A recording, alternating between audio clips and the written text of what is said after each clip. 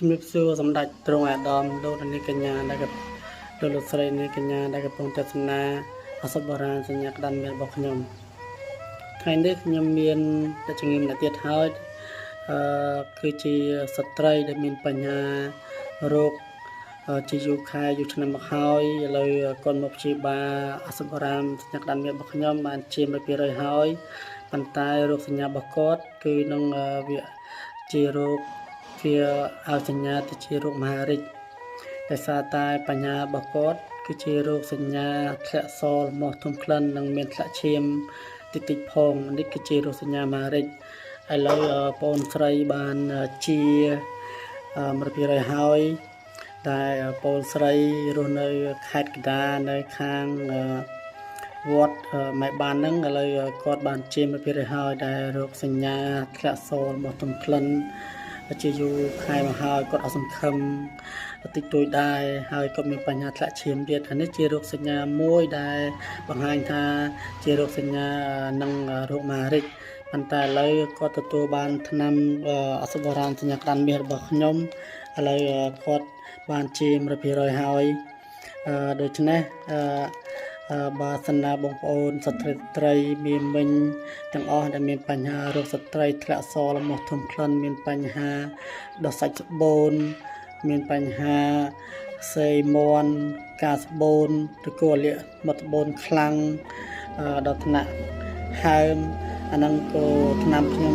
ក៏ព្យាបាលជា100%ដែរអញ្ចឹងបងប្រសិនបងប្អូនមានរោគសញ្ញាជារោគសញ្ញាមហារីកធ្លាក់សលមាស់ធំក្លិននេះជាថ្នាំសបរានជាបាលរោគស្ត្រីរោគស្បូនដែលមានបញ្ហាស្បូនលូនស្បូនលាន់ទីដៃស្បូនអានឹងជារោគសញ្ញាដែលបង្ហាញអំពីអាការៈដែលបងប្អូនស្ត្រីមួយចំនួនខ្មាស់អៀនឥឡូវមិនចាំបាច់ខ្មាស់អៀនទេមកព្យាបាលជាមួយខ្ញុំដោយតែកក់ថ្នាំដាំទឹកហូបដោយទឹកតែជាធម្មតាបានហើយអញ្ចឹងដូច្នេះបងប្អូនស្ត្រីដែលមានបញ្ហារោគស្ត្រីកុំសង្ឃឹមនឹងព្យាបាលតែមួយឈុតជា100%អញ្ចឹងសូមជួបជាមួយបងអូនស្រីផ្ទាល់តែម្ដង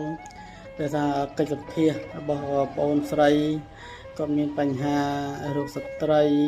ធ្លាក់សលមាស់ធំក្លិនអញ្ចឹងបើសិនណាបងប្អូនណាមានបញ្ហាដូចគាត់មកព្យាបាលជាមួយខ្ញុំផ្ទាល់តែម្ដងនឹងវិនិច្ឆ័យរោគសញ្ញាពីគ្រោះជំងឺជាមួយខ្ញុំផ្ទាល់តាមរយៈលេខទូរស័ព្ទដូចខាងក្រោមនិងអាសយដ្ឋាននៅឃុំសពច័ន្ទសុភរាំងខេត្តព្រៃវែងអញ្ចឹងខ្ញុំបាទលោកគ្រូស៊ីឡុងកូនលោកគ្រូក្តាន់បានព្យាបាលអ្នកជំងឺមានបញ្ហារោគស្ត្រីជា100%នេះជាអសបរានខ្មែរយើងដែលតតាំងពីដូនតាខ្ញុំមក3ចំនួនហើយ4ចំនួនហើយតាំងពីយូរលង់ណាស់មកហើយដែលគាត់ព្យាបាលជំងឺជាច្រើនអ្នក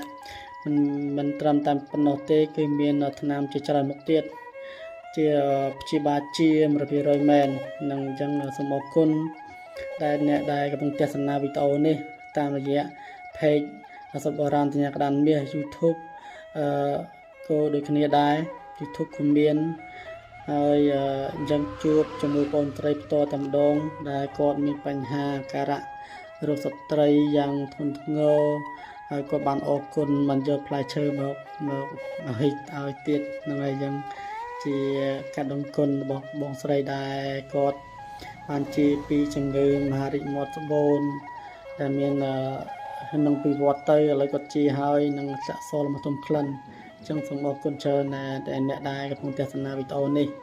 បាទអរគុណច្រើនដែលជួបជាមួយបងស្រីផ្ទាល់តែម្ដង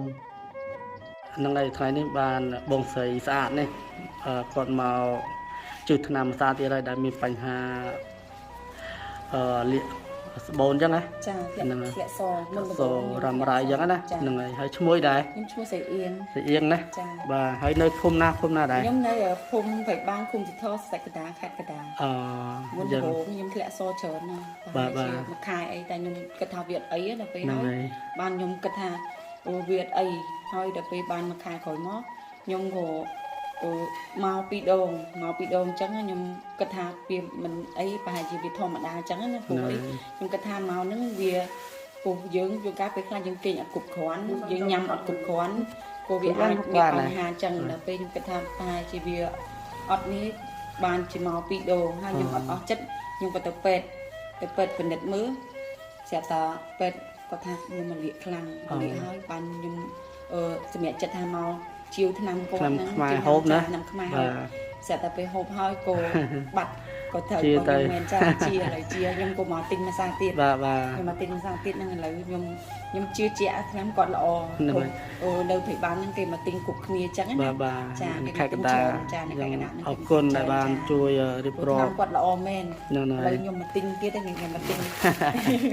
เนี่ยตินยังมาดังยังตินทำรูปสตรีนั่นไงยังมาชื่อมันจะบอกเนี่ยชื่อน้องนายหกแต่น้ำเป็ดจังนะนั่นไงตัวเป็ดเอาลุยหอบ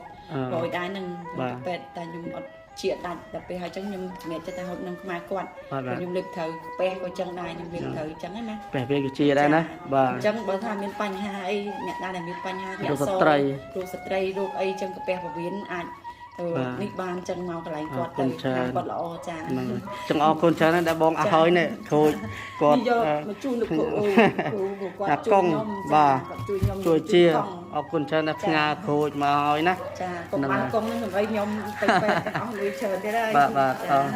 ออกคนเชิญอะไรเนี่ยจังยืนเนี่ยกอดมาติงได้เนี่ยเชิญบ่าจังออกคนเชิญเนี่ยบ้านช่วยเรียบรอบปัญหาเนี่ยจึงกอดมีปัญหารูปสตรีหน่อยเชียร์นะบ่าคุณเชิญ